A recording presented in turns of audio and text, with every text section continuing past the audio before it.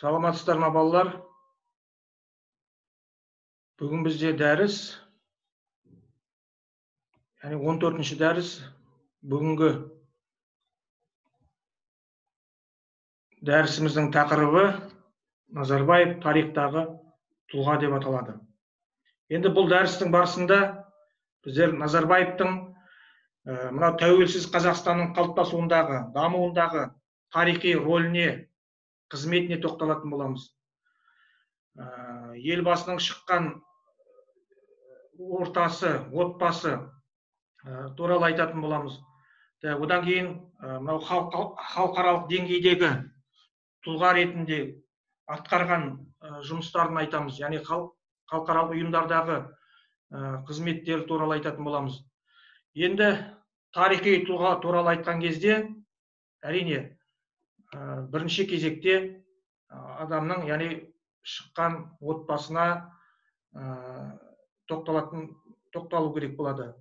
Енді елбасымыз, тұңғыш президентіміз Нұрсұлтан Назарбаев, ол мынау 1940 жылы 6 шілдеде Алматы облысының Қаскелең ауданы, соның ішінде Шамалған ауылында дүниеге келген. Енді сол аймақтарда Үшқоңыр деген жерде бар, яғни Үшқоңыр деген жайлау. Міне сол өңірлерде дүниеге келген екен. Яғни Үшқоңыр деген ән де бар да, білесіздер, Мұзарт тобы орындайтын. Міне сол елбасының туған жері, туған аймағы сол өңірлер, сол аймақ, Алматы облысының. Енді әкесі Әбіш және анасы Әлжан. Екеуі де сол кездегі еңбек адамдары болды. Яғни ауылдағы тірлікке, яғни сол кездегі шаруашылықтың тірлігіне араласқан еңбек адамдары болды. Ал енді мына елбасының өмірбаяны туралы бір деректерді қараған кезде, Аңыз адам деген журнал бар. Енді Аңыз адам деген журнал ең алғаш шыққанда да осы бірінші санын осы елбасына арнады. Міне сол журналдағы деректерді қарасақ, әңгімелерде мына Әбіш пен Әлжанның отбасында 5-6 жылға дейін бала болмаған екен. Кейін анасы мына Әлжан өздерінің бабалары Қарасай батырдың басына барып түнеген. Сол Қарасай бабасының мәйітін, яғни құлпытасын 7 рет айналып, сол аруаққа тәу еткен екен. Ал кейін осы Әлжан анамыз түс көрген екен. Түсінде мылтық ұстап жүрген, яғни сол мылтықты арқасына асынып алған, өзінің күйеуінің алдынан жаңағыдай қуанып келе жатқан бір бейнесін көрген. Яғни мақтанып, мылтықты асынып. Кейін үлкен кісілерге осы түсін жорытқан кезде былай деп жақсылыққа жорған екен. Яғни сен ұлды боларсың, яғни балалы боларсың деген секілді бір жақсылыққа жорған. Міне кейін сол жаңа айтып кеткендей 1940 жылы 6 шілдеде Әбіш пен Әлжан деген адамдардың отбасында Нұрсұлтан деген ұлдары, тұңғыш ұлдар дүниеге келген. Яғни мынау елбасымыз, тұңғыш президентіміз Нұрсұлтан Назарбаев өзінің отбасы туралы естеліктерінде мынау әкесі туралы айтқан кезде былай дейді. Яғни әкесі өте еңбекқор адам болған екен, және де бағбан болған. Яғни бау-бақша, алма бақтарын өсіретін бағбан болған. Егер де дейді, менің әкем жаңағы кеңестік дәуірде еңбек етті ғой, сол бағбан болып.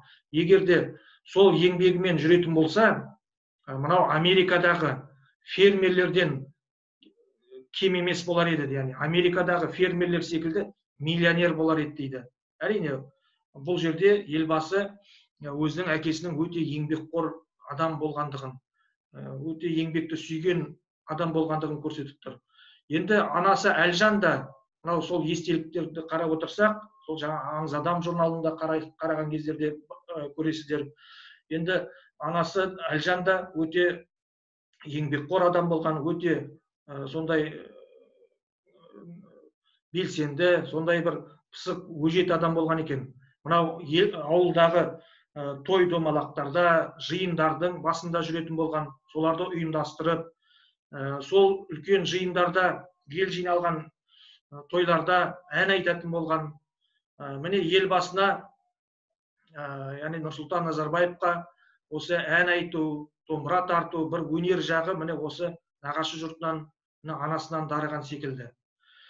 Енді осы Әбіш пен Әлжанның отбасында Нұрсұлтаннан басқа кейін міне Сатыбалды деген, Болат деген ұлдары болған екен де, Назарбаевтың, яғни Нұрсұлтан Назарбаевтың інілері. Ал кейін мынау қарындасы Назипа деген болған.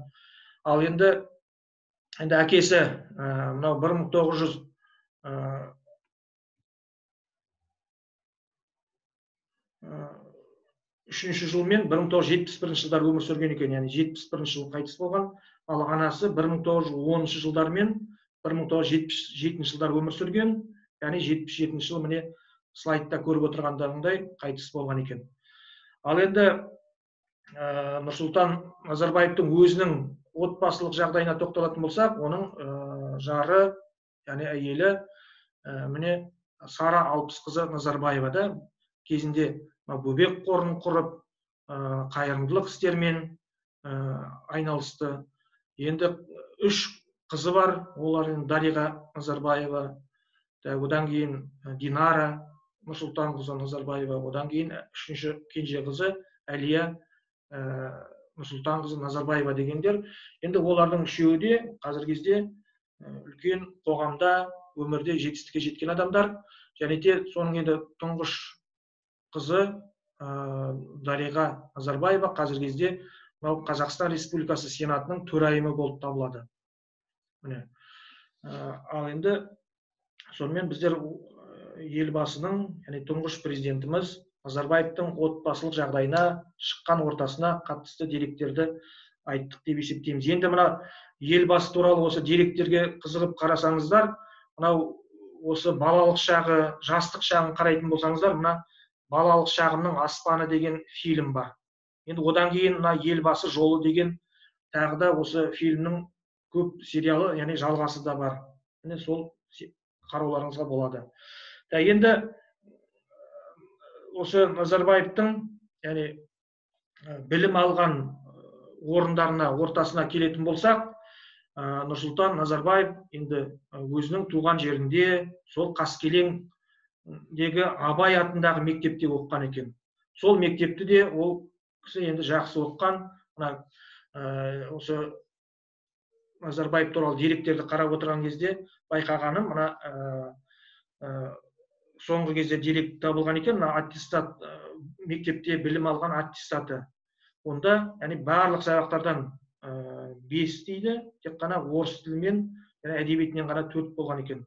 Бұл нені білдіреді? Бұл сол кездегі Назарбаевтың мектепте жақсы болғандығын, оқығандығын көрсетеді. Оның ұстаздары да, кейінгі мына документалды фильмдерді қарап отырсаңыздар, жақсы өздерінің шәкірттеріне пікір берген. Өте пысық, өте алғыр, өте білімпаз бала болды, жас болды деп айтады. Енді осы шамалғанда енді білім алғаннан кейін Назарбаев, яғни Нұрсұлтан Әбішұлы Назарбаев кейін еңбек жолына араласа бастаған. 1960 жылы Қарағанды облысының, яғни Қарағанды металлургиялық комбинатының жұмысқа орналасады. Енді оның жұмыс орны мына Теміртау қаласында болған. Теміртау қаласында ең алғашқы еңбегін металлург болып бастаған екен. Менен сол кезде металлург болып бастаған кезде, сол кездегі бір топ қазақтың жастарын, басқа да жастарды мына Украинаның Днепродзержинск қаласына техникалық училищеге оқуға жіберген екен. 1960 жылы сол техникалық училищені оқып бітірген. Мынау елбасы жолы деген фильмді қарасаңыздар да, сол фильмде осы Днепродзержинскіде техникалық училищеде оқығандығы, сол кездегі достарымен, жастарымен қарым-қатынасы, ұстаздарының алдындағы, не айтты, қандай қарым-қатынас жасады, міне сол туралы фильмде өте жақсы көрсетілген. Енді кейін жаңа айтқан Қарағанды металлургия комбинатында еңбек жолын бастаған деп отырып, Енді сол комбинатқа қарасты мына жоғарғы техникалық оқу орнында оқыған. Оны мына 1967 жылы бітірген екен. Сол комбинатқа қатысты. Енді қазір кезде мысалы осы оқу орнының негізінде кейін мынау Қарағандыдағы осы техникалық бағыттағы университет осы оқу орнының базасында қалыптасқан болу керек. Ал кейін енді осы Қарағандыдағы, жаңа Теміртаудағы металлургиялық комбинатта жұмыс жасай жүріп, ол мынау комсомол істеріне, жұмыстарына, жастардың жұмыстарына араласа бастаған.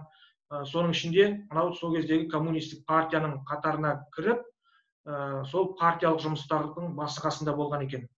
Енді 1962 жылдан бері қарай міне Назарбаев сол кездегі кеңестік дәуірдегі коммунистік партияның мүшесі болған екен, 1962 жылдан бастап. Ал сол партиялық жұмыстарға, комсомол жұмыстарына араласа жүріп, ол мынау Кеңес одағы коммунистік партиясы орталық комитетіне қарасты жоғары партия мектебін оқыған. Оны 1976 жылы бітіріп шыққан екен. Міне кейінгі енді өмірінде де қызмет барысында да енді ол білім алуын тоқтатпаған. Кейін енді мынау экономика ғылымдарының докторы дегенде атақты алған.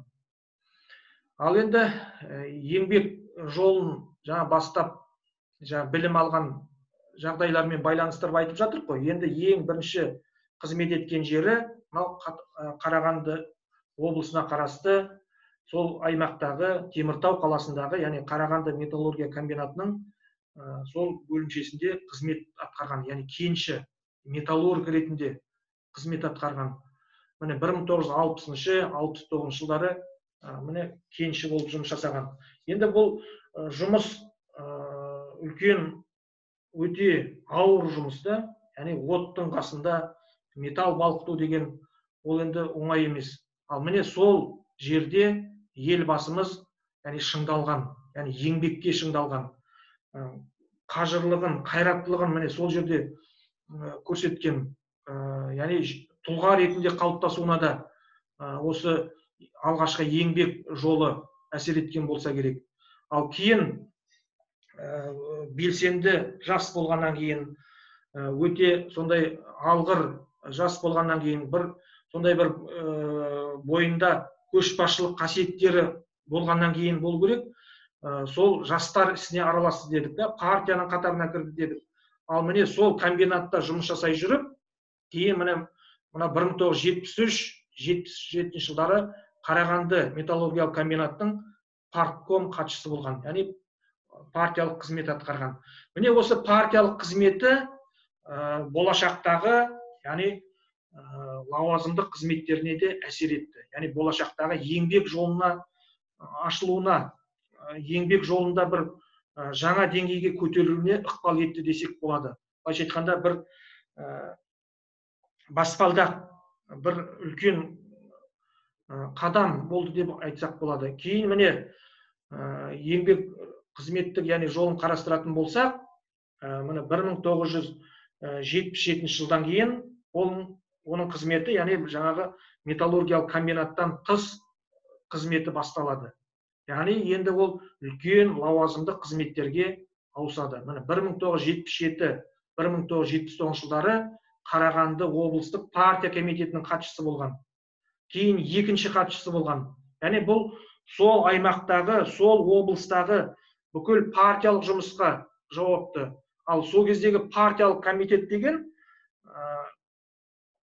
сол облысты басқарып отырған орган болып табылады. Яғни атқарушы орган. Ал міне сол қызметке атқарды міне 77-79 жылдары. Ал енді кейін 79 жылдан кейін оның қызметі енді тағы да өзгерді, жоғарылады. Яғни енді Алматы қаласына келіп, Қазақстан Коммунист партиясының орталық комитетінің хатшылығында қызмет атқарған.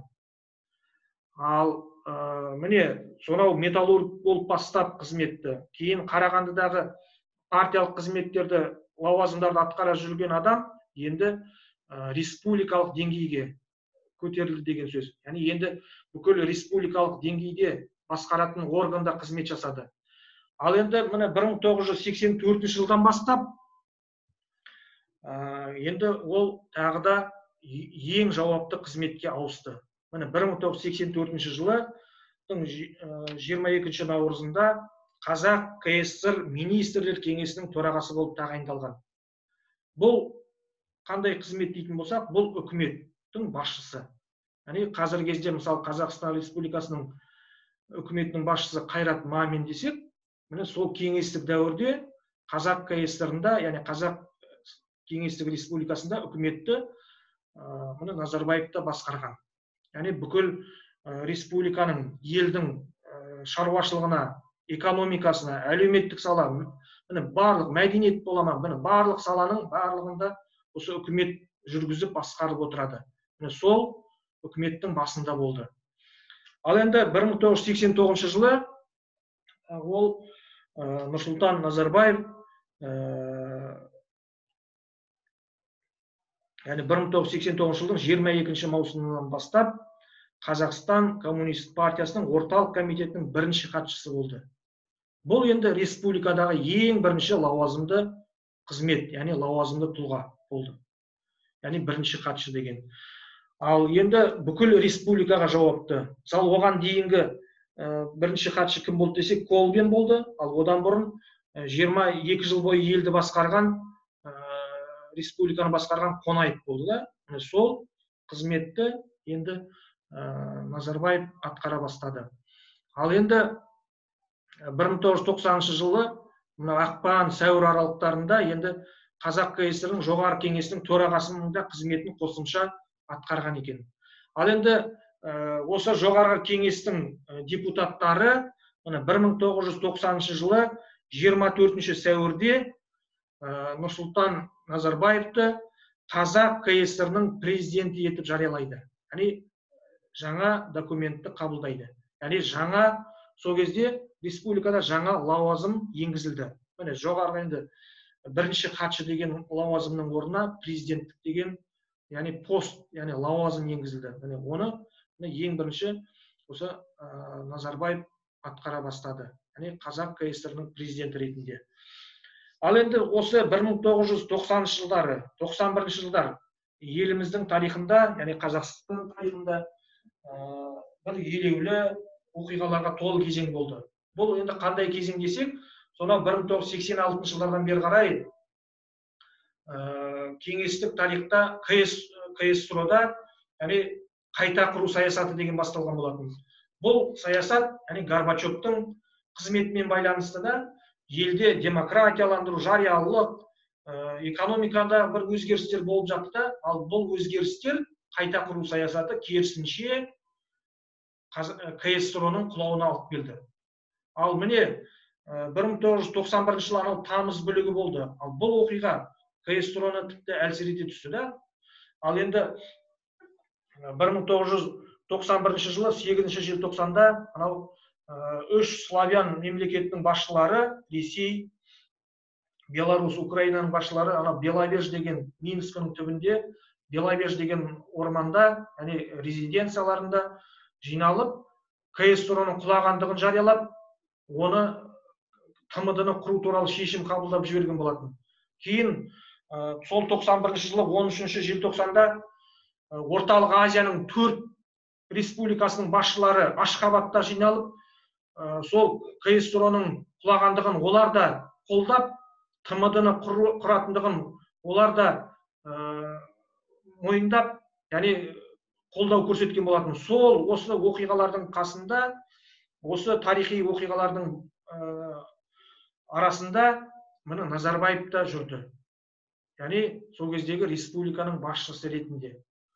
Ал енді кейін міне 1991 жылы тағы да тарихи оқиғалар болды да. Міне 1991 жылы 1 желтоқсанда яғни Қазақстан Республикасының президенттің жалпы халықтық сайлауы өтіп, сайлауда Нұрсұлтан Әбішұлы Назарбаевты халық 98%-ға дейінгі пайызбен, яғни бүкіл халық оны қолдап дауыс берді. Яғни Қазақстан Республикасының президенті болып сайланды. Ал 91 жылы сол 10 желтоқсанда Қазақ КСР-ның атауы өзгертілді де Қазақстан Республикасы деп. Міне сол документке, сол құжатқа да міне осы Назарбаев қол қойды. Ал енді 1991 жылы, сол жылы 16 желтоқсанда жоғарғы кеңестің үлкен залында жоғарғы кеңес депутаттарымен бірге президент Назарбаев барлығы Қазақстан Республикасының тәуелсіздігі туралы конституциялық заңды қабылдады. Яғни Қазақстан Республикасының конституциясын жариялады. Тәуелсіздігін жариялады. Міне осы кезде мына Назарбаевтың тарихтағы рөлі дегенге келетін болсақ, міне Нұрсұлтан Назарбаев тәуелсіз Қазақстанның негізін қалаушы. Тәуелсіз Қазақстанның қалыптасуында, дамуында тұрған тарихи тұлға болып табылады. Мысалы, тарихтан қарайтын болсақ, Үндістан тарихында Махатма Ганди деген бар. Мынау Түрік Республикасының құрылуында Кемаль Ататүрік деген бар. Ал енді ақш-тың тарихын қарайтын болсақ, Джордж Вашингтон деген бар да. Міне Ресейде мысалы бірінші Петр деген тарихта үлкен тұлғалары қалғанда, міне сол секілді Назарбаев та тәуелсіз Қазақстанның құрылуында, қалыптасуында, дамуында қалатын, яғни тәуелсіз Қазақстанның негізін қалаушы ретінде тарихта қалатын үлкен тарихи тұлға деп айтуымызға болады. Енді екінші кезекте, яғни Назарбаевты тарихтағы тұлға дегенде қалай танимыз? Екінші кезекте айтатынымыз, Назарбаев осы тәуелсіз Қазақстанның дамуында, яғни қалыптасуында реформатор ретінде қалу керек. Реформатор дегеніміз кім десек, ол енді бүкіл елді, мемлекетті реформалар арқылы, бағдарламалар арқылы, өзінің саясаты арқылы, жүргізген саясаты арқылы дамытатын тарихи тұлғаны, ол президент болуы мүмкін, ол бір енді ұйымның басшысы болуы мүмкін да тарихта. Адамды реформатор деп айтады. Енді көбінесе президенттерді, мемлекеттің басшыларын айтады. Реформатор деп. Міне Назарбаевты міне осы реформатор ретінде біз танимыз. Себебі, міне жаңағы айтқан Қазақстанның тәуелсіздігінің жариялауының басында тұрды. Кейін міне 1993 жылы 28 қаңтарда Қазақстан Республикасының тұңғыш конституциясы қабылданды. 1995 жылы 30 тамызда қазіргі өмір сүріп тұрған жаңа конституциясы қабылданды. Міне парламенті құрылып жатты, үкімет қызмет етіп жатыр да, елімізде міне Қазақстан Республикасында күшті президенттік басқару қалыптасты. Міне еліміздің шекарасы айқындалды. Міне Ресей, мынау көрші мемлекеттер Қытай мен Қырғызстан, одан әрі Өзбекстан, Түркменстан секілді көрші мемлекеттермен арада шекаралар айқындалды. Мынау Каспийдің төңірегіндегі мемлекеттермен арада келісім шарттарға келдік та, міне осының барлығы міне басында міне Назарбаев жүрді. Назарбаев яғни тұр. Яғни тарихта міне осы реформатор ретінде қалу керек. Яғни біздің мемлекетімізді құрушы, мемлекетіміздің шекарасын қалыптастырушы, мемлекеттің басқару органдарының құрушы ретінде, мемлекеттілігімізді қалыптастырушы, дамытушы ретінде біздер оны танимыз. Сондықтан да реформатор деп айтамыз. Енді реформатор дегенде тағы да нені айтуға болады? Одан кейін экономика мәселесі, әлеуметтік жағдайды дамытуы.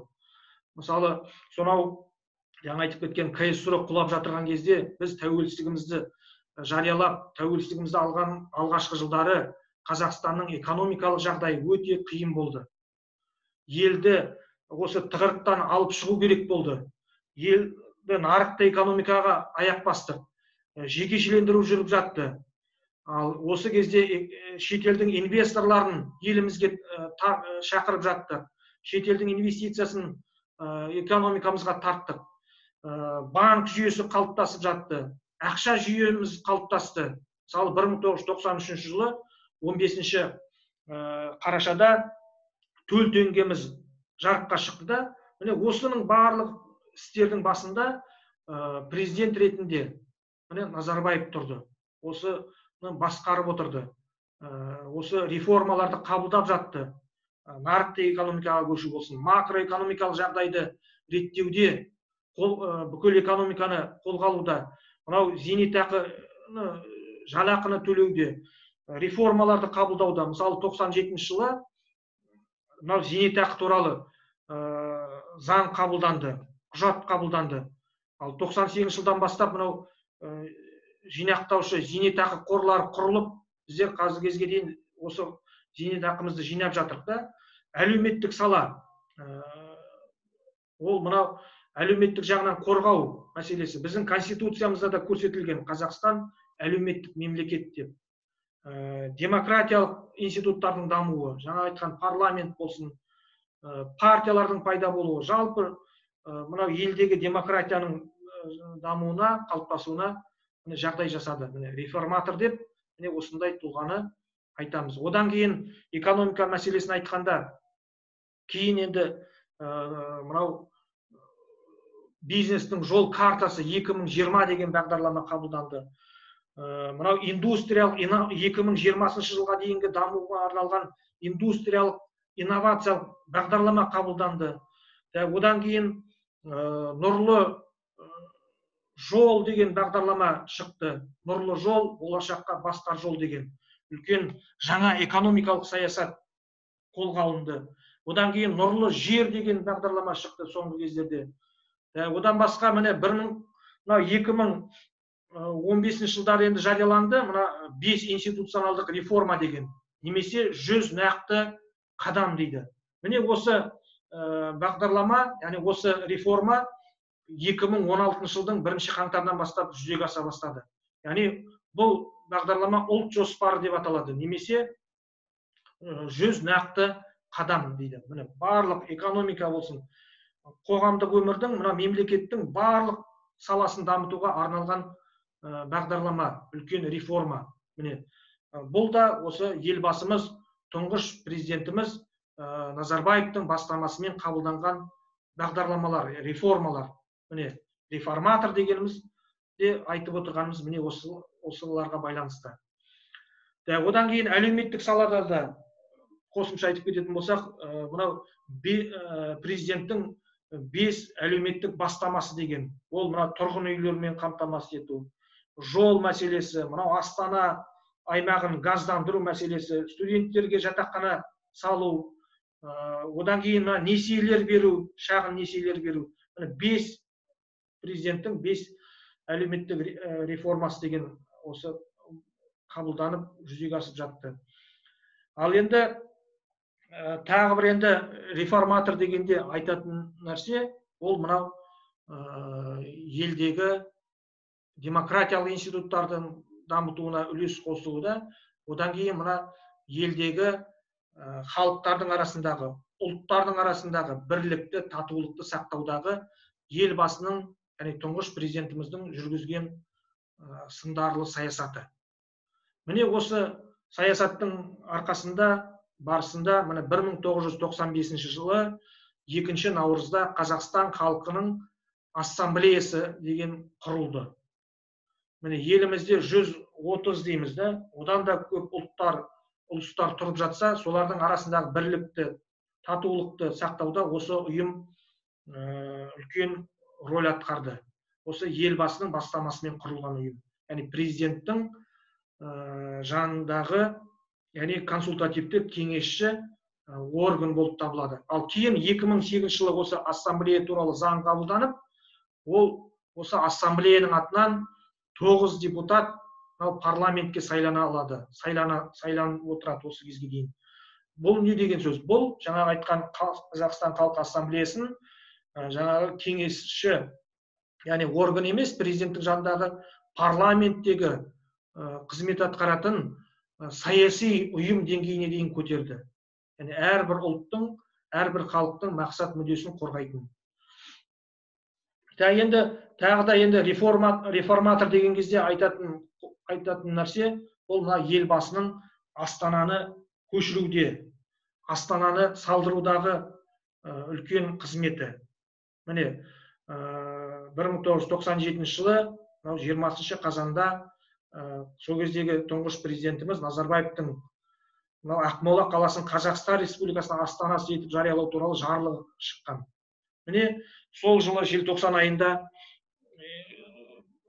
мемлекеттің басшылары, органдары мынау Астана қаласына, яғни Ақмолаға, кейін Астанаға көшіріле бастады. Ал 1998 жылы Ақмоланың атауы өзгертіліп, мамыр айында, ал 10 маусымда осы Астана қаласының тұсаукесері болды.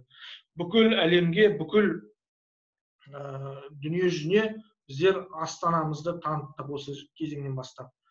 Ал үлкен құрылыстар жүрді. Қазіргі кезде былайша айтқанда сәулетті, көрікті қалаға айналды. Ал бұл Астананың дамуы, бұл енді басқа да өңірлердің дамуына әсер етті. Біздің Қазақстанның экономикасының драйверіне, яғни қозғаушы күшіне айналды. Басқа қалаларымыз, облыстардағы қалаларымыз осы Астанаға қарап бой түзей бастады. Астана құрылыстың дамуына, жалпы мына инфрақұрылымдардың дамуына ықпал етті. Өз сол Астанадағы, сосын басқа да қалалардағы. Ал енді 2019 жылы мынау Астана қаласына елбасының аты берілді, Нұрсұлтан қаласы деп аталады. 2019 жылдың наурыз айынан бастап. Ал енді неліктен осы атау берілді десек, әрине осы елбасының, тұңғыш президентіміздің тарихтағы осы рөліне, қызметіне байланысты. Тарихта қалған тұлға деп отырып қой, тәуелсіз Қазақстанды құрудағы тарихи рөліне, осы Астананы салудағы үлкен бастамаларына қатысты осы Астана қаласына Нұрсұлтан деген атау берілді. Одан кейін енді тоқталатын мәселе, міне бірінші кезекте Назарбаев тарихтағы тұлға дегенде менің бірінші тоқталған нәрсем ол Назарбаев ол тәуелсіз Қазақстанның негізін қалаушы дедік.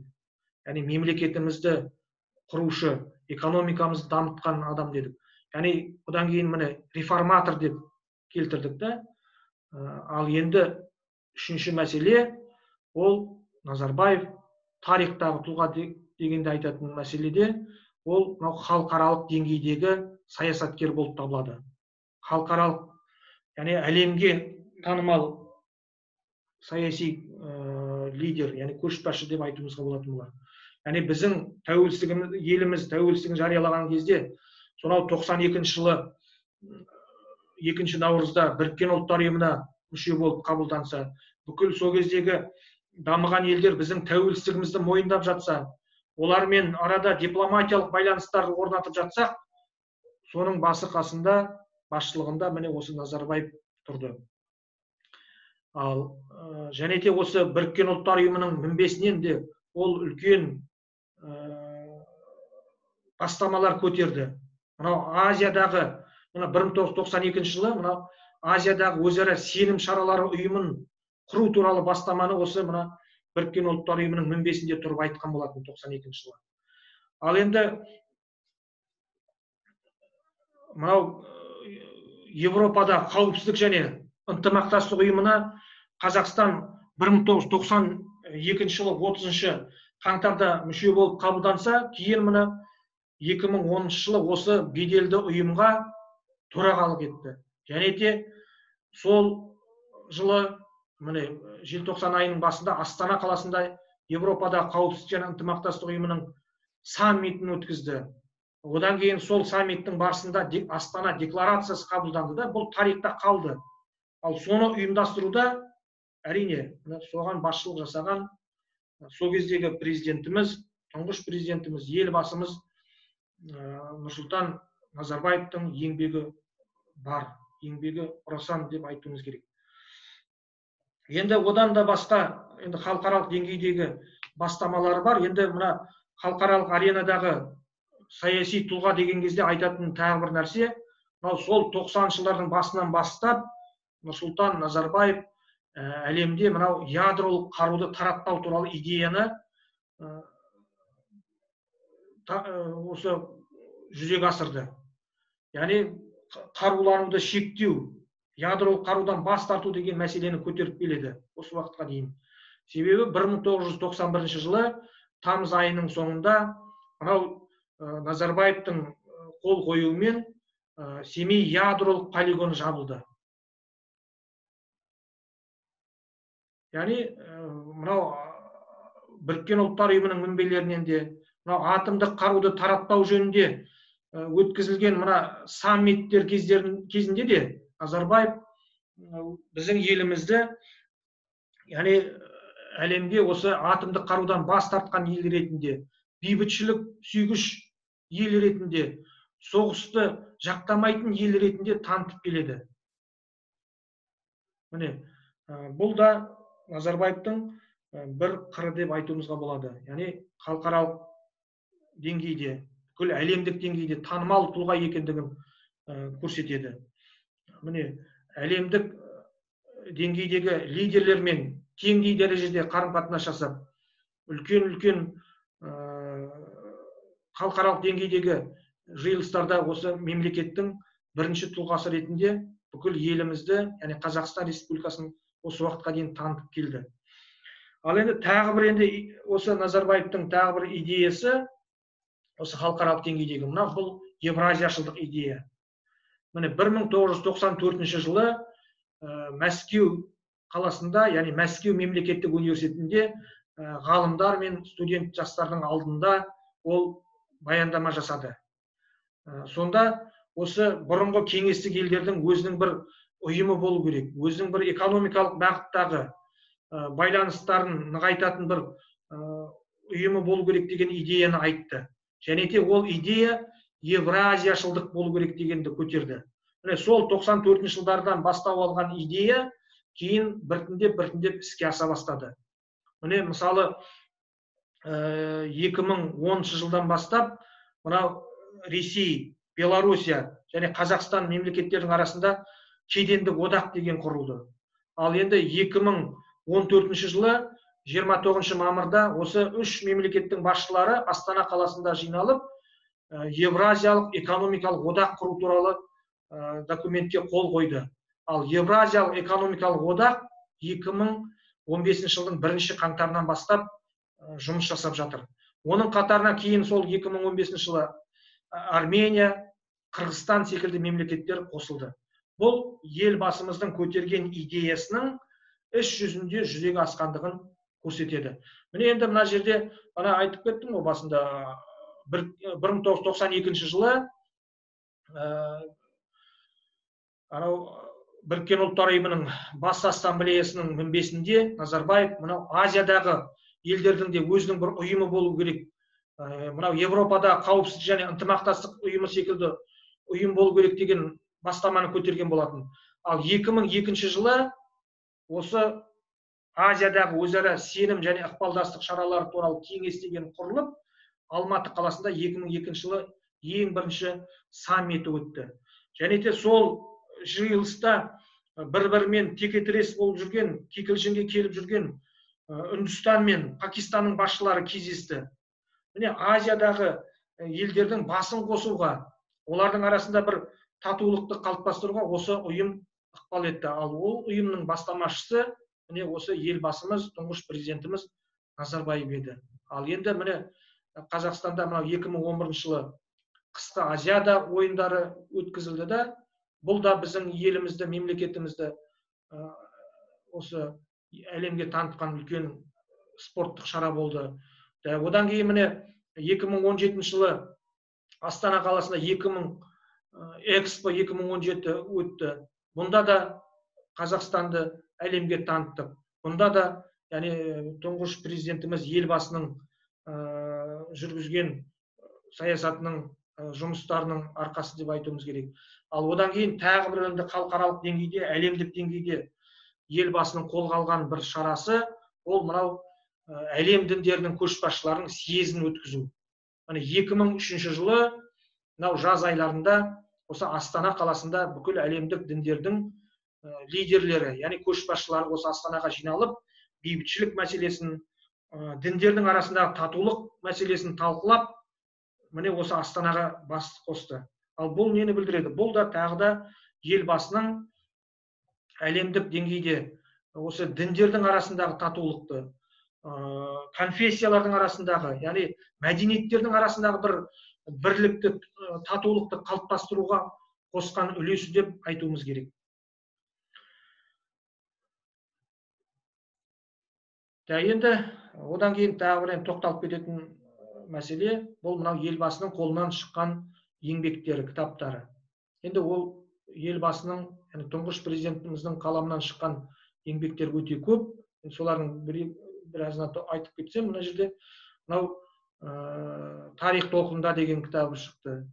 Бейбітшілік кіндігі деген, сындарлы 10 жыл, Евразия жүрегінде, ақиқаттың ақ жолы деген, мынау тәуелсіздіктің ең алғашқы кезеңдерін баяндайтын кітабы бар, еңбегі бар да. Міне елбасының сұхбаттары, үнемі мынау кезіндегі егеменді Қазақстан болсын, басқа да ресми газеттерде шығып отырды да. Міне еңбектері әрине өте көп.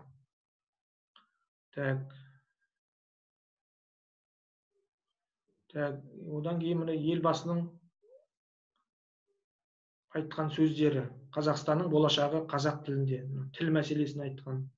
Қазақ пен қазақ қазақша сөйлессін дейді. Ұлт мәселесін көтеріп отыр. Яғни ұлт көшбасшысы, лидер, елбасымыз, міне сондықтан да айтатын осыда.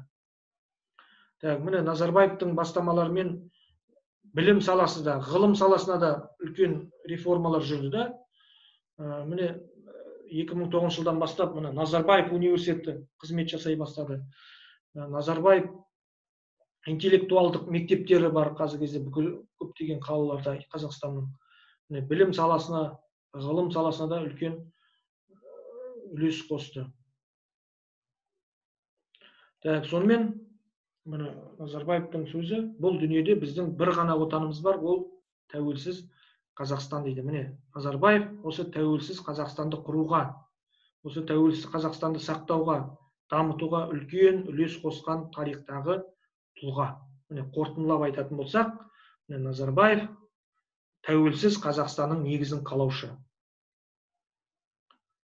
Яғни сол тәуелсіз Қазақстанның басында тұрған үлкен, яғни тарихи тұлға ретінде ол тарихта қалады. Одан кейін реформатор дедік та, бүкіл Қазақстанның экономикасын реттеуге, дамытуға қабылданған бағдарламаларын айттық. Реформатор, мемлекетімізді құрушы, жаңа айтқан парламенттің, үкіметтің қызметін қалыптастырды. Жалпы шекарамызды айқындады. Міне реформатор дегеніміз не осы.